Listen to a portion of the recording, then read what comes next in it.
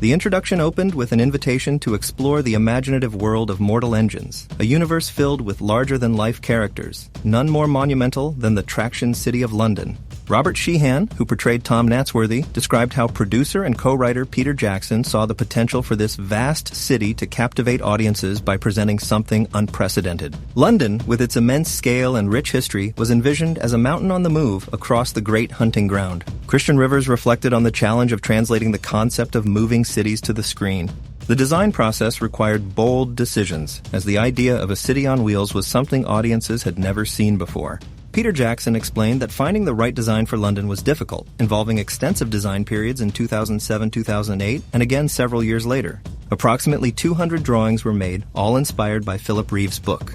The design process was exploratory, aiming to reinterpret the future while avoiding an arbitrary assembly of parts. The team was bombarded with ideas from various creative minds, including Peter Jackson, Christian Rivers, Fran, and the production designer, and continuously searched for the proper shape, silhouette, and detail.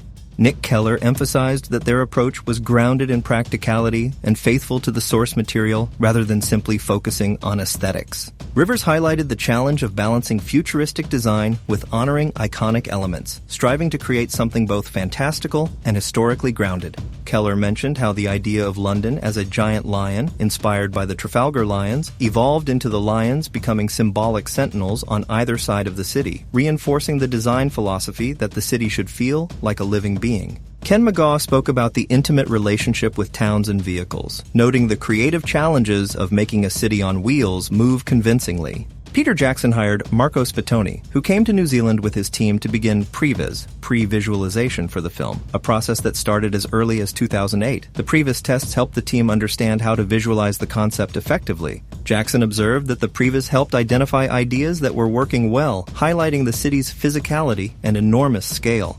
McGaugh pointed out the delicate balance in London's movement, from powerful, raw motions to subtle rattlings of small features. Dennis Yu remarked on the technological achievements in animation, noting that creating such movement was once unimaginable but was now realized in the film. The city of Salzhaken, portrayed as moving at speeds of 300 to 400 kilometers per hour, had a velocity comparable to that of London. Rivers stressed that designers always aim to ground even fantastical concepts in reality. The success of any fictional world depends on the talent of those who build it. The team worked relentlessly to bring detailed authenticity to life, including contributions from the entire art department, Weta Digital, and the set decorating crew, who collectively embodied the vast scope of London.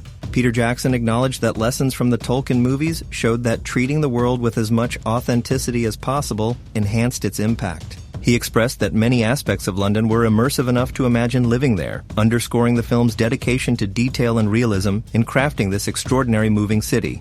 The city of London was transformed into a remarkable feat, envisioned as a massive moving city on wheels. Once a person was absorbed into this world, there was no turning back. It represented a new life roaming the vast expanse known as the Great Hunting Ground. This was how the character Tom would have perceived it earlier in the story. Everyone in London belonged to a finely tuned hierarchy of tiers, a social stratification inspired by author Philip Reeve's brilliant concept of humanity organized aboard a mighty traction city. The city stretched about the length of 10 football fields, complete with theaters, pubs, and other establishments rumbling along the ground. At the bottom of New London lay the most significant area, housing refineries, engine rooms, smokestacks, and large dismantling yards where captured towns were pulled apart. This lowest tier was home to the poorest and hardest working people. Above this were tiers with low-grade housing, gradually improving as one moved higher, with more parkland and daylight reaching these upper levels. At the very top resided the higher-ranking council officials, wealthy merchants, and the city's elite. As the tiers descended, colors grew gloomier, shifted into dark greens, blues, blacks, and grays, culminating at the bottom in a place called the Gut, where the city opened its jaws to ingest other cities it pursued. This lowest part of London resembled a vast tunnel filled with smoke and flashing lights, like entering the city's sewers. A set was built to represent Neverborough Station, the city's lowest cupola station, inspired by London's double-decker buses and connected to a giant wheel reminiscent of the London Eye. Moving up through the tiers, people became increasingly wealthy, with museums, shops, and intricate details down to small, quirky coins. Shops ranged from cheese stores selling algae cheese to goggle box repair stores where citizens could upgrade their devices. Tottenham Court Station was another notable area within the city's bustling environment. At the very apex, the top tier housed London's wheelhouses, where the town was steered and controlled, centered around St. Paul's Cathedral, a symbol of the resurrected London. This highest tier was home to the Lord Mayor, Valentine, and other notable figures. Each tier in London was engineered with progressively better suspension and shock absorption, reducing the vibrations caused by the city's movement as one ascended. The upper class enjoyed homes resting on lily pad-like suspension systems, providing comfort amid the mechanical rumbling below. London's structure reflected its social strata, from the working class at the bottom to the elites at the summit. The city contained many intersecting worlds, creating a compelling, human-scale experience despite its massive size. The hierarchy was closely connected to contemporary society, making the world of London feel tangible and real. On one night, London prepared to display its new power, marking a significant moment for the city and its inhabitants. The story describes a vast city, envisioned 1,100 years in the future, emphasizing the importance of every detail making sense and feeling genuine to create a believable environment. In this world, nothing can be bought off the shelf. Everything must be handcrafted. Each frame of film is filled with information through colors and shapes that reveal the city's dynamic nature. Like people, no two Traction cities are alike. Costumes, props, and set decorations transform the city into a character with a distinct personality. The creator recalls reading the books in the early 2000s and being captivated by the visual concept of London, eagerly anticipating the film adaptation. The challenge in bringing this world to life was the lack of factories or traditional manufacturing. Everything had to be handmade, since production was not based in London, eliminating the possibility of filming in real sections of the city. This undertaking was immense, driven by the ambition to create something entirely new.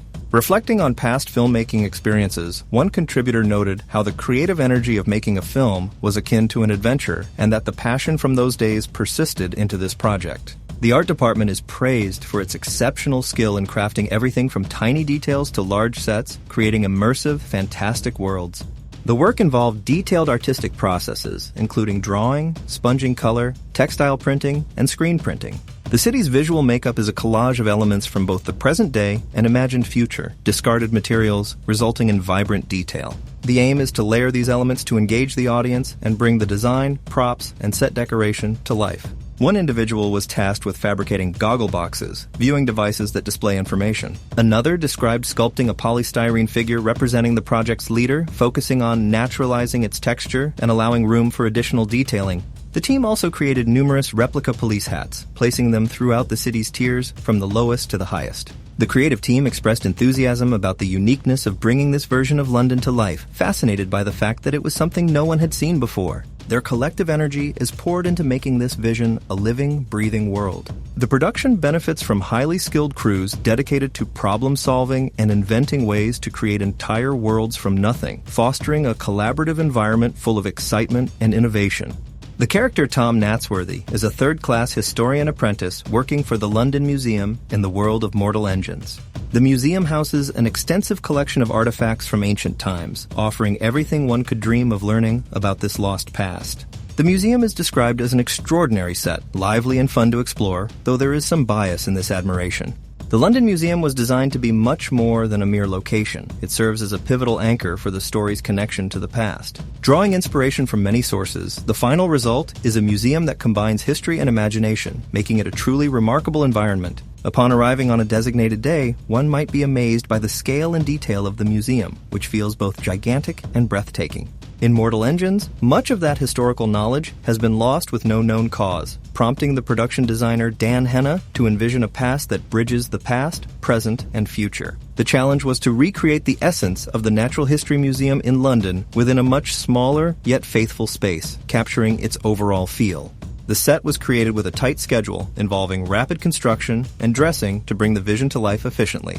The storytelling included moments where characters casually mentioned elements of their world, giving the audience subtle clues to build the world in their imagination. During the 60-minute war, most written records were lost, possibly including the ability to read and write. Modern technology, such as mobile phones and other devices, was petrified and frozen, baffling characters by the once heavy reliance on such fragile information storage. The cloud-based knowledge, as referenced, vanished instantly during the 60-minute war, leaving behind only fragments that were pieced back together like a puzzle within the London Museum.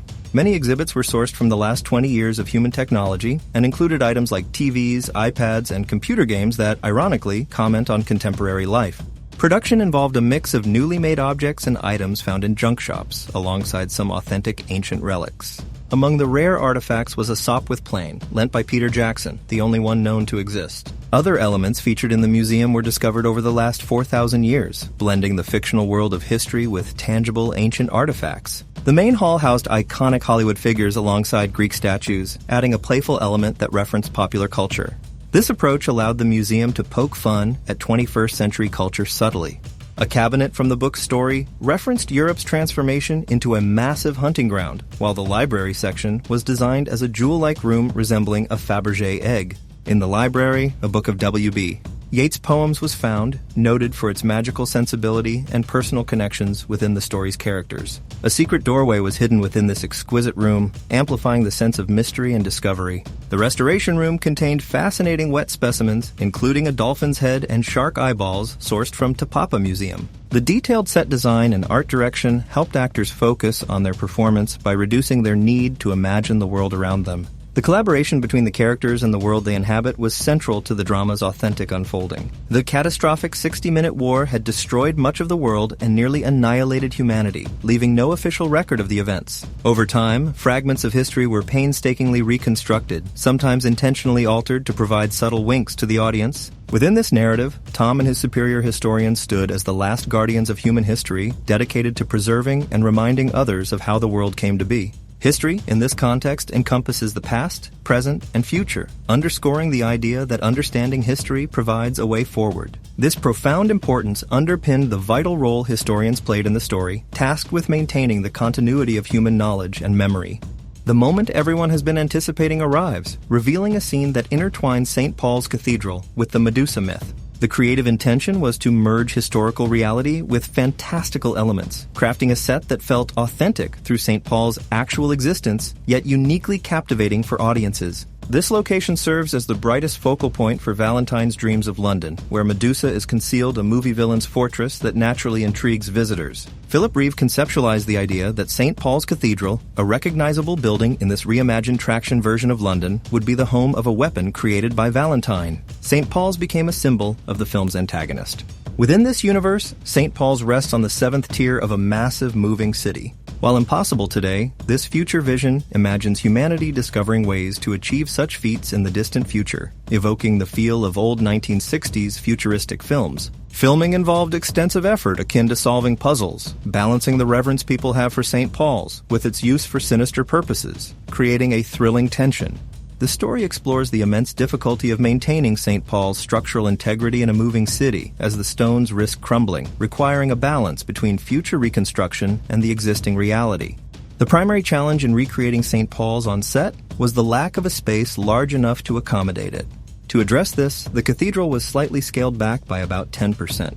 The design integrates elements of ancient construction, reflecting its 100-year history, blending stone and metal. The surviving stonework harks back to the 60-minute war, held together by metal used by London's builders to construct the entire city ship. This inspired a distinctive look featuring blue iridescent steel, which influenced the aesthetic throughout London. Medusa, represented as a mechanical, infectious creation, becomes part of this world. This towering city-top setting emphasizes Valentine's power and corruption as he uses his weapon to annihilate large populations. Positioned at the summit of the city, the cathedral is an ideal place to fire a quantum energy weapon and secretly construct this feared device. The concept of Medusa evokes parallels with nuclear guns and carries the message of the catastrophic consequences of wielding such power again. In the book, Medusa is described with imagery likened to a cobra's hood and an orchid, with the dome's petals unfurling like a flower. The production team employed sophisticated lighting techniques to portray Medusa's various color stages before firing, involving numerous lighting cues that made programming an intense challenge.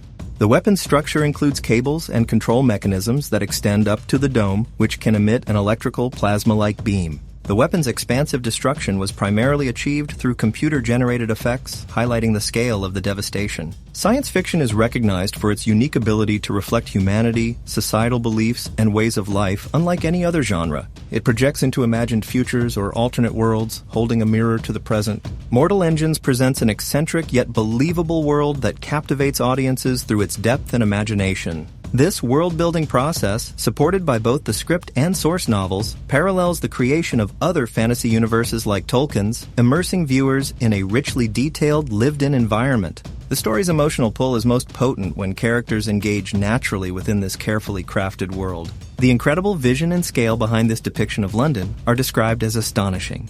The success of bringing such a complex traction city to life depended heavily on the talents of the entire creative team, from production designers to concept illustrators. Creating a character as vast as London involves an immense world-building effort. Ultimately, the production reveals that generating a moving city like London requires a massive collaborative team and complex creative processes. The exploration of this extraordinary creation leaves viewers with the reminder that movement is life.